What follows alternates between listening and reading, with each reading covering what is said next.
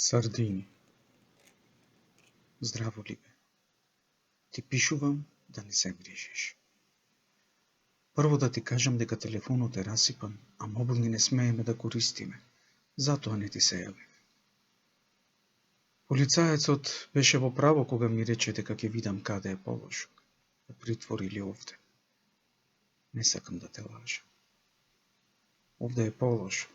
Барем во местово каде што се наоѓа. Без гајле, брзо се снајдов. Очигледно им се видов стар и истоштен, па уште првата ноќ ми дадоа кревет. Не можам да ти опишам каква привилегија е тоа овде. Страшно е. Луѓето спијат на земја. Еден врз друг, во мочки, по ходници. Почувствував грижа на совест што го прифатив креветот. Се уште сум во приемно. Чекам да ме распределат. Верувај ми, една недела не е ништо. Некои луѓе чекаат со месеци. Мислам дека за мене ќе се среди за побрзо. Ако треба да чекам подолго од месец, не знам дали ќе издржам. Премногу луѓе сме. Не само тоа, не има секакви. Од деца што краделе дрва до повеќекратни убици. Сите сме во искош додека не преместат. Нема да веруваш колку луѓе лежат за дрога и колку само има наркомани. За среќа настрана сум од нив. Настрана сум и од албанците. Во нашата соба има само македонци. Зомбиња, така ги викаме наркоманите, и албанци не примаме. Околу 30 луѓе сме во собата.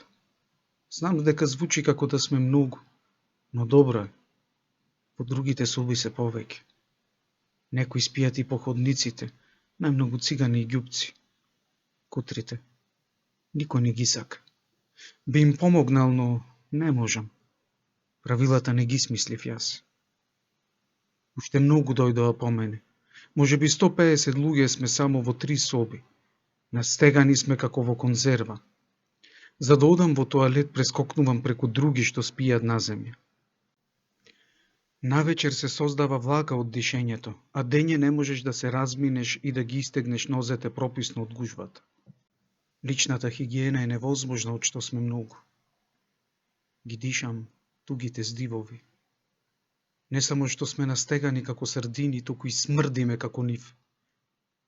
Што друго да ти кажам? Одвратно е приемново, но јас сум добар. Се снајдов. Не знаат кој сум и зошто сум осуден, па никој не ме чепка. Дури ми помагаат затоа што сум постар. Ки издржам колку што треба додека ме преместат. Помислата на тебе ми дава спокој. Закажав посета за наредниот викенд. Ке ти кажам повеќе кога ќе се видиме. Те сакам. Твојот Шаци.